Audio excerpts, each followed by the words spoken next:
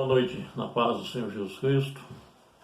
Quero, nesse momento, em primeiro lugar, agradecer a Deus por Deus ter nos dado mais um dia de vida e poder estar aí dedicando a Ele toda a honra, toda a glória, todo o louvor, que sabemos que sem Ele nada seríamos.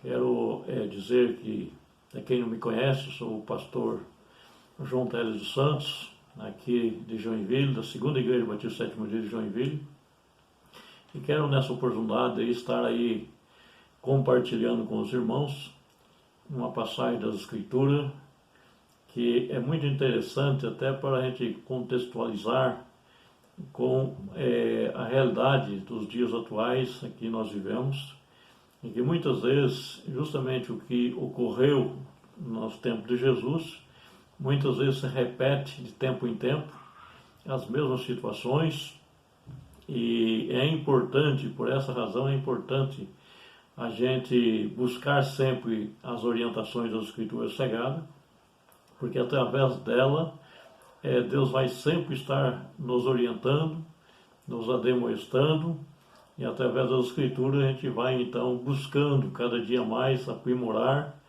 a nossa vida espiritual, nos conhecimentos da vontade de Deus. É interessante que o Senhor Jesus, em muitas ocasiões, ele trazia luz a muitas situações que estavam acontecendo naquele momento, naquele tempo, até para que as pessoas pudessem compreender o verdadeiro significado de uma vida cristã, do que é de fato servir a Deus, a vontade de Deus estabelecida para o homem desde há muito tempo.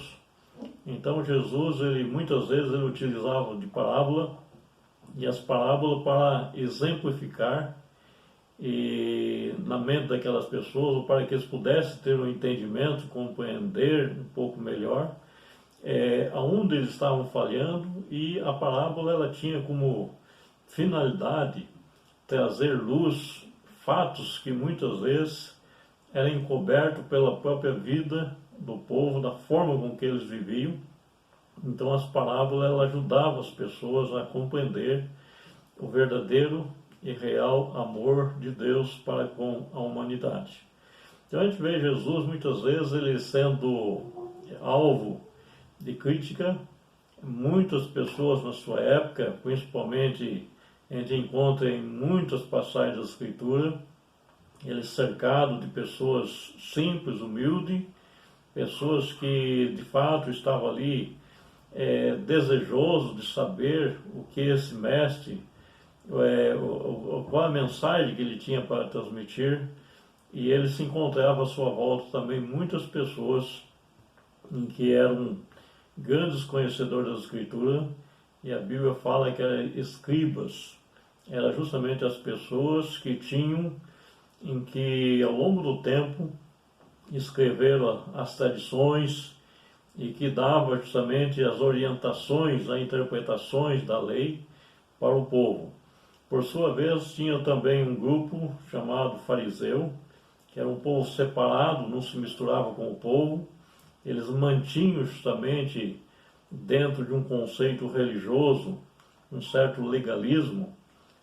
Somente a forma com que eles pensavam, a forma com que eles entendiam, tinha valor na compreensão da sua religião. Qualquer pessoa que pensasse de forma diferente era por eles muitas vezes até mesmo perseguido.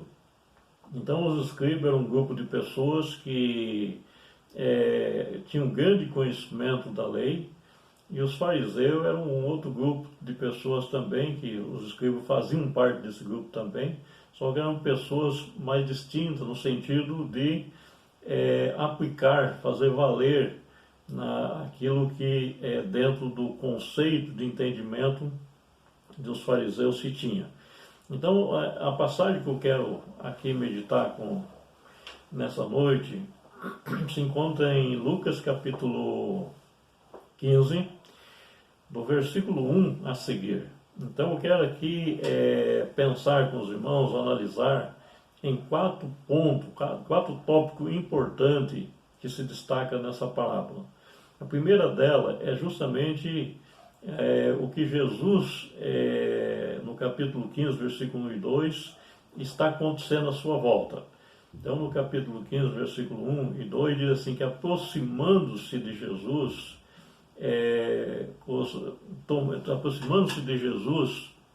todos os publicanos e pecadores para ouvir. Então, o primeiro ponto interessante aqui é que os publicanos eram pessoas não bem quistas, não bem vistas pelo povo judeu. Pelo fato dele estar trabalhando, arrecadando impostos dos judeus e repassando então para o romano. Então era tido com os publicanos como traidor da pátria. E por essa razão então eles não olhavam eles com bons olhos. Então eles eram considerados publicano e pecador, ou seja, além de publicanos, se estava cobrando imposto, eram pessoas que na vista, na forma da avaliação das pessoas que naquele momento eram os líderes religiosos, eles eram pecadores. Então essas pessoas eram excluídas da vida social, da vida religiosa. Eles não tinham muita vez dentre as pessoas. E o texto diz que aproximou-se de Jesus, então os publicanos e pecadores, para ouvir. Então é interessante aqui esse detalhe, porque essas pessoas, eles, olhando para os judeus, eles não tinham mais espaço, mas eles percebem em que havia um judeu diferente. Jesus, a forma dele tratar, a forma da comunicação, os seus ensinos. A gente passa a ver lá no capítulo 5 do livro de Mateus, quando Jesus começa abrindo a sua boca, chamando bem-aventurados, humildes, pobres de espírito, porque Deus é o reino do céu. Então a mensagem de Jesus, ele abrangia todas as camadas da sociedade, numa linguagem em que atraía as multidões para ouvir, era totalmente diferente dos escribas e fariseus. Então é interessante que os publicanos e pecadores aqui, eles aproximam-se de Jesus com a finalidade e com a intenção de ouvir o que Jesus tinha, qual a mensagem que ele estava transmitindo, qual a razão por que multidões se aproximavam dele para ouvir, para aprender dele. Mas aí surge esse grupo de fariseus murmurando contra Jesus, dizendo como pode ele receber pecadores para estar à sua companhia, comer juntamente com eles. Então é interessante que na avaliação, na forma dos fariseus, eles olhavam isso não com bons olhos, falavam assim, como ele pode ser um homem de Deus, ser um homem que está aqui justamente para ensinar as pessoas nos oráculos, na vontade de Deus. Ele não podia jamais admitir com que tais pessoas estivessem à sua companhia. Então Jesus, para exemplificar e para deixar claro para eles, ele profere 3 parábolas. Essas 3 parábolas é importante porque ela começa falando justamente da ovelha perdida. A ovelha perdida é interessante que 99 ovelhas foi deixado no aprisco e o pastor vai em busca daquela perdida, a única perdida, e ele não descansa enquanto não encontra. E quando ele encontra, ele coloca nos seus ombros e conduz novamente ao redil, ao local do aprisco, aonde as 99 se encontravam. Então é interessante que as 99 elas já estavam protegidas. Ela já não tinha o porquê ter tanta preocupação com as 99, porque elas estavam salvas, ela não estava correndo risco de vida. Então o pastor deixa aquelas 99 em local seguro e vai em busca daquela que se perdeu, e até que então encontra, e aí ele traz de volta, e há grande regozijo, grande júbilo por ter encontrado essa ovelha. Ele reúne os amigos, vizinhos e festejam, alegram-se. E o texto diz que há muito mais alegria no céu por um pecador que se arrepende do que por 99 justos que não necessitam de arrependimento. Então a ênfase aqui, Jesus está aplicando isso, dizendo assim, olha, para aquelas pessoas que são justas, aquelas pessoas que já compreendem a vontade de Deus, eles já estão caminhando no caminho. Mas aquelas pessoas que não têm esse entendimento, são perdidos, que muitas vezes perder até mesmo a razão de viver, é justamente para essas pessoas que nós precisamos dedicar a nossa vida, o nosso ministério. Mas é interessante, Jesus coloca então aí uma outra parábola falando sobre a dracma perdida. Uma mulher tinha 10 dracmas e de repente ela perde uma. E é interessante que como essa uma faz a diferença, porque as 10 ela poderia saldar uma dívida, e faltando uma, evidentemente estaria difícil para saldar essa dívida. O que ela faz? Ela sabia que tinha 10 dracmas e ela perde uma. E ela busca com diligência, com muito critério, com muito cuidado, acende luz até encontrar aquela dracma perdida. E quando ela encontra, há também regozijo na vida dela, e ela reúne também a vizinha para se alegrar pela dracma que ela encontrou. Então é interessante aqui nessa passagem que diz: eu vos afirmo que de igual modo há júbilo diante dos anjos de Deus por um pecador que se arrepende. Então quando a gente está pegando a palavra de Deus, a finalidade é justamente essa, é de levar as pessoas ao entendimento da vontade de Deus e ao arrependimento. Quando Pedro estava no dia do Pentecoste, a Bíblia diz que ele estava ali, uma grande multidão, pessoas que veio de várias regiões, várias nações, e foram para lá para comemorar a festividade do Pentecoste. E quando Pedro então ele se levanta e começa a esclarecer o fato daquela profecia estar acontecendo naquele momento, estava cumprindo ali justamente um propósito maior de Deus, que é que eles deviam ficar em Jerusalém até que do alto fosse revestido do poder. E quando isso acontece, eles lá estão esperando, justamente acontece num momento especial também na vida religiosa do povo judeu, que era a festa do Pentecoste. E naquele momento, então, o Espírito Santo desce. E as pessoas ficaram um pouco confusas, porque eles viram e ouviram aquelas pessoas falar em outras línguas, conforme o Espírito Santo concedia que falasse, e eles ficaram perplexos. Como pode isso acontecer e nós entendermos, ouvirmos na nossa própria língua materna? E quando isso nos chama a atenção, alguns ficaram ali questionando aquele fato, e Pedro se levanta, dizendo: o que está acontecendo aqui hoje é o cumprimento da profecia do profeta Joel, em que eu derramarei do meu espírito sobre toda a carne. Então, quando eles começam a clarear para aquela multidão o fato que estava acontecendo ali, um momento especial na vida e na história do povo de Israel, é interessante que aquela multidão afluiu-se e chega até Pedro e os demais apóstolos e pergunta: o que devemos fazer? E então Pedro e os demais apóstolos dizem: arrependei-vos e convertei-vos e sejam batizados. Então é interessante que o arrependimento, mediante uma mensagem esclarecedora, que traz à sua mente o esclarecimento do reino de Deus e da vontade de Deus. Então, naquele momento ali, mediante o conhecimento da palavra e justamente a explanação da palavra de Deus, eles então colocam para eles: arrependam e convertam e sejam batizados.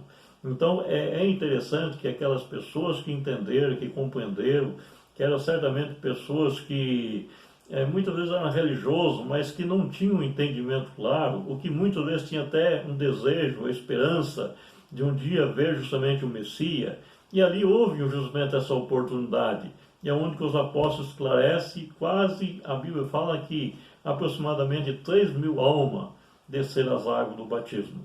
Muito bem, então há muita alegria no céu por um pecador que se arrepende, do que por 99 ou por 9 dracmas que estava protegida, que não havia se perdido. Então é interessante que Jesus aqui, ele falando justamente para aquelas pessoas insensíveis, muitas vezes que murmuravam contra Jesus, por conta de Jesus dar ouvido aos publicanos e pecadores, ele diz: eu não vim para os justos, eu vim para justamente os pecadores. Os sãos não necessitam de médico, e sim os enfermos. O Filho do Homem veio buscar e salvar os que havia perdido. Então é interessante que Jesus conta uma outra parábola. E nessa parábola aqui, é o segundo tópico que eu gostaria de enfocar com os irmãos, é justamente a questão do filho pródigo chegar para o pai. E a gente não sabe como isso de fato ocorreu, né? É uma parábola, um conto. Jesus está exemplificando aqui um fato justamente para transmitir uma mensagem espiritual para aqueles fariseus, para eles entender justamente como Deus age para salvar as pessoas. O que acontece com aquele jovem? Ele chega e fala para o pai, o mais moço, e pede: pai, eu quero a parte da minha herança, tudo aquilo que me pertence, eu quero meus haveres. E o pai prontamente repartiu os seus haveres, e ele também despediu e foi embora. E a Bíblia diz que ele foi para um lugar distante, e lá ele desperdiçou tudo quanto ele tinha como herança.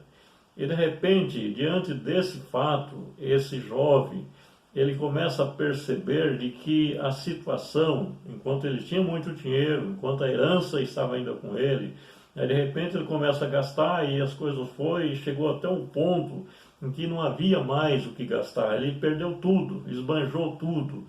Por essa razão é que vem aí a palavra do filho pródigo. Quer dizer, quando fala em pródigo aqui, na verdade isso aqui não faz parte do texto bíblico, mas é justamente pródigo no sentido de que ele esbanjou, de que ele desperdiçou tudo aquilo que lhe pertencia, que era justamente aquilo que na família, por direito, ele tinha. Mas só que de repente, distante da família, ele arruma muitos amigos.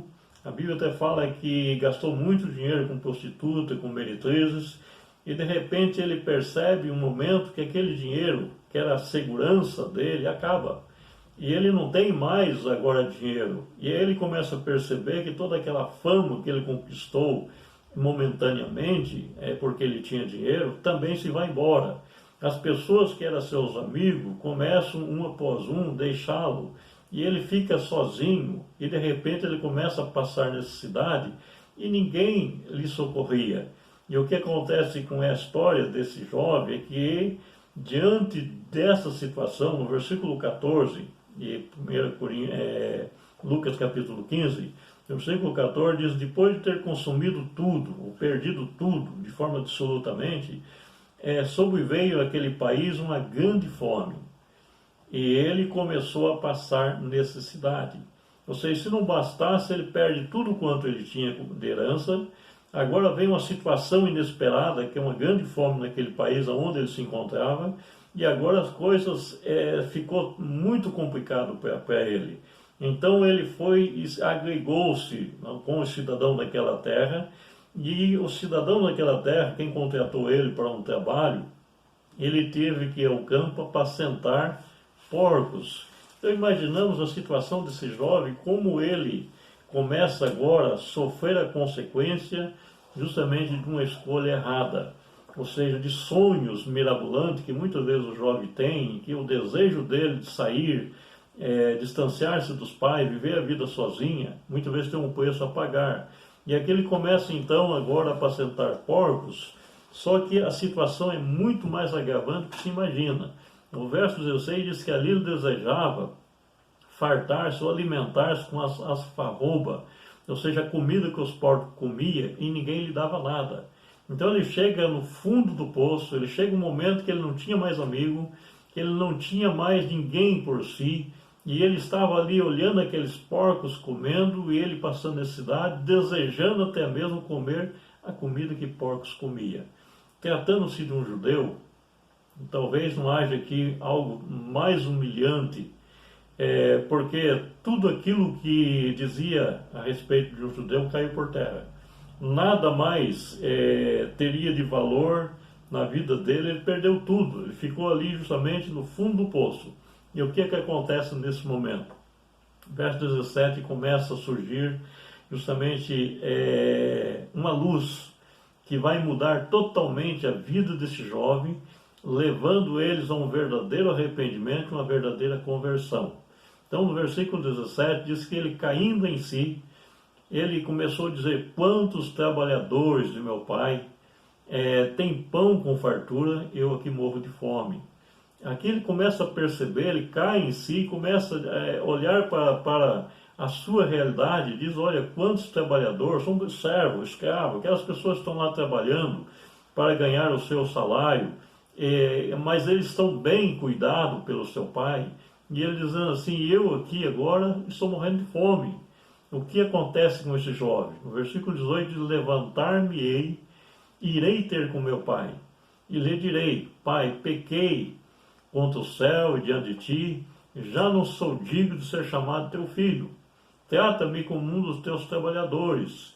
Ou seja, aqui surge novamente na vida desse jovem justamente um momento especial na vida dele. Eu posso dizer aqui que esse foi o momento mais importante em toda a vida, em toda a existência desse jovem. Foi quando ele cai em si, ele reconhece seu pecado, ele reconhece os seus erros, ele começa a perceber de que a única alternativa, se ele quiser continuar vivendo, ou ter ainda uma esperança, é voltar para a casa do pai. E o que ele diz? Eu vou levantar daqui, vou lá falar com meu pai e vou dizer: eu pequei contra o céu, eu pequei diante de ti. Eu já não sou digno de ser chamado teu filho. Trata-me como um dos teus trabalhadores. É interessante que quando ele toma essa decisão e ele vai em direção à casa do seu pai, a Bíblia diz no verso 20 que levantando-se foi para o seu pai. Vinha ele ainda longe, quando o seu pai o avistou e, compadecido dele, correndo o abraçou e beijou. Aqui está justamente onde Deus, ele é o maior prazer, a maior alegria do Pai. A Bíblia diz lá no livro do profeta Ezequiel 33:11, porque assim como diz o Senhor dos Exércitos, eu não tenho prazer na morte de ninguém, não tenho prazer na morte do ímpio, senão que ele se converta e viva. Essa é a vontade de Deus. O que Deus quer justamente é que a pessoa caia em si. Tem um texto lá no livro de Provérbios 28:13, diz que aquele que encobre suas transgressões nunca prospera. Aquele que confessa e deixa alcança misericórdia. E o que acontece com esse jovem é que ele estava disposto a ir chegar lá, abrir o coração para o pai e dizer: Pai, eu errei, eu fiz tudo errado. Tudo que eu fiz, justamente eu mesmo reconheço que eu não devia fazer. E eu estou aqui simplesmente para que eu possa ter a oportunidade de ser um trabalhador seu.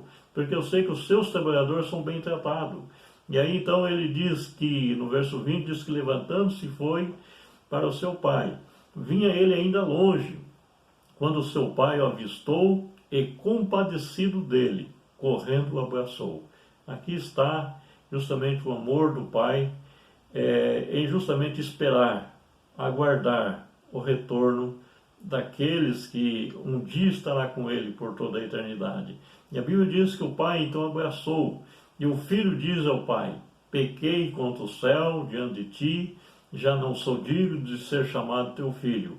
O pai, porém, disse ao seu servo: trazei depressa uma melhor roupa, vestiu, pondo-lhe um anel no dedo e sandálias nos pés. Aqui nos mostra novamente justamente o amor do pai tão grande, em que ele nem espera o seu filho ali falar, relatar as tragédias que ele sofreu, as decepções que ele teve. Simplesmente o pai o abraçou e manda os seus servos, seus criados, trazer para ele a melhor roupa, trazer para ele sapato e colocar um anel no dedo, dando a ele justamente ali, através desse gesto, a possibilidade, justamente o direito de ele fazer parte novamente, justamente ser herdeiro de tudo quanto o pai tinha.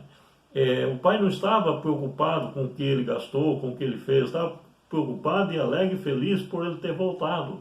Por essa razão o pai corre, abraça, e logo em seguida ele determina com que os seus criados trouxessem, vestisse para ele a melhor roupa, colocasse um anel no dedo, sandália nos pés. Imaginamos como esse jovem estava voltando, talvez irreconhecível, talvez maltrapilho, talvez de uma forma assim irreconhecível de fato, mas o seu pai simplesmente, ele o abraça, ele dá as boas-vindas, coloca então uma boa roupa para que ele possa vestir, anel no dedo, sandália nos pés, dando direito para ele, para que ele pudesse desfrutar justamente da presença da família, do pai, e pudesse agora não ser um trabalhador, um escravo, mas filho. É aquele que é recebido novamente para ser filho. E a Bíblia diz que o escravo não fica para sempre, o filho fica. E ele aqui, novamente, ele recebe não como escravo, mas recebe como filho. E o texto diz: trazei e matai o novilho cevado, comamos e regozijamos, porque esse teu filho, esse meu filho, estava morto e reviveu, estava perdido e foi achado. E começaram a regozijar-se. Aqui está justamente o momento muito especial na vida desse jovem, talvez algo que marca definitivamente justamente esse momento, onde é um momento de uma reconciliação, de uma aproximação, onde há um momento justamente de uma confraternização real e verdadeira, onde ele pode ver, talvez nunca tinha visto antes, talvez viveu com seu pai, com sua família, por muitos anos, imaginamos aí, digamos, 17 anos, 18 anos, e esses 17 anos ele nunca valorizou, nunca entendeu o quanto o pai o amava. E agora ele começa a perceber porque havia um regozijo. É um momento que o pai extravasa sua alegria de poder tê-lo de volta com vida. E ele diz, esse meu filho estava morto e ele reviveu. Por isso alegamos e começaram a regozijar-se. Foi matado um novilho cevado, ou seja, um boi que normalmente a família, todas as épocas, eles costumavam separar para engordar e preparar para algum momento especial, um final de ano, para alguma festividade especial. E de repente ali era justamente um momento especial. Era um momento mais feliz para um pai que talvez imaginasse que esse filho já tivesse morrido. E de repente traz de volta com vida. E ele diz, é importante regozijarmos, nos alegrarmos, porque esse meu filho estava morto. Ou seja, estava tão distante que ele não tinha mais esperança de revê-lo. Mas de repente ele está ali. Então regozijamos-nos e nos alegramos. Mas o que mais choca aqui nessa situação, e eu acredito que aqui Jesus chega justamente no ponto onde ele queria esclarecer os escribas e fariseus, quando ele fala que o filho mais velho estivera no campo e quando voltava, aproximando-se da casa, ouviu a música e as danças. Chamou um dos criados e perguntou-lhe o que era aquilo. E ele informou, veio teu irmão e teu pai mandou matar o novilho cevado, porque recuperou com saúde. É interessante aqui, justamente esse irmão mais velho, quando aproxima, e naquele momento ele fica triste, ele tem a notícia, e a notícia é uma notícia das melhores que podia acontecer, de fato, numa família, mas ele fica triste, e ele fica assim, até mesmo não desejoso de entrar para estar juntamente com sua família e participar daquele momento tão gostoso, que era um momento de grande regozijo, de comunhão, e de fato ele aqui simplesmente a notícia não foi agradável para ele. E diz o texto então que ele informou e veio teu irmão, e ele matou o novilho cevado, e ele então se dignou-se e não queria entrar. Saindo porém o pai procurava reconciliá-lo. Deus, a Bíblia nos diz que Deus amou o mundo.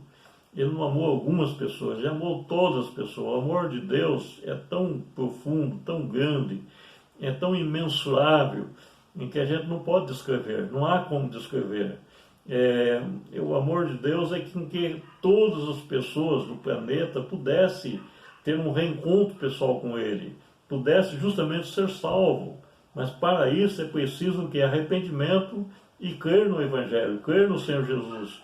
A Bíblia diz que o apóstolo Paulo diz que eu não me envergonho do Evangelho, porque é o poder de Deus para a salvação de todo aquele que crê. Essa é justamente a missão da igreja, ir e pregar o Evangelho a toda criatura, e quem crer e for batizado será salvo. A condição para que todo mundo venha justamente ser salvo um dia é arrepender-se dos seus pecados, converter-se a Deus e ser batizado.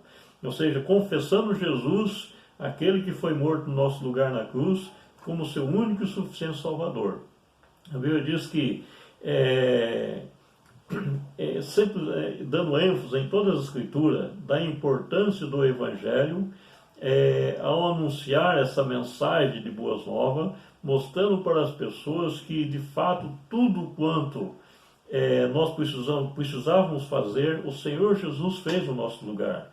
Quando lá na cruz diz está consumado, é porque ele, definitivo, de forma eterna, ele resolveu o problema em que nos afastava de Deus. Ou seja, Jesus se coloca como o caminho que nos conduz ao Pai.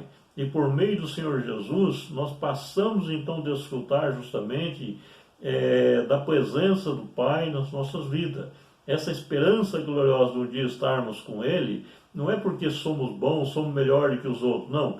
É simplesmente pelo fato de que Jesus morreu por nosso pecado e através do seu grande amor Ele nos atraiu para Ele e agora então nós, por meio da Escritura, buscamos servi-lo. Então é interessante que aqui diz o texto, verso 28, que ele indignou-se e não queria entrar, saindo o Pai, procurava reconciliá-lo, conciliá-lo, para que ele pudesse entender a importância desse momento tão especial. No versículo 29, diz: ele respondeu a seu pai: há tantos anos que te sirvo, sem jamais transgredir uma ordem tua. Nunca me desse um cabrito sequer para se alegar-se com meus amigos. Mas uma coisa interessante que a gente precisa entender aqui é que quantas e quantas pessoas pensam em que nós vamos alcançar o direito de estarmos na eternidade com Deus pela nossa obediência, o legalismo, muitas vezes uma vida cristã, de uma forma, de uma religiosidade, muitas vezes aparente, porque quando nós começamos a dizer o que nós somos, queremos exigir direito, nós estamos simplesmente perdendo toda a possibilidade de desfrutar justamente da grande alegria e de uma grande comunhão com Deus. A Bíblia nos diz que duas pessoas subiram ao templo para orar. Um era um fariseu, o outro era um publicano. A Bíblia diz que o fariseu ele orava de si para si e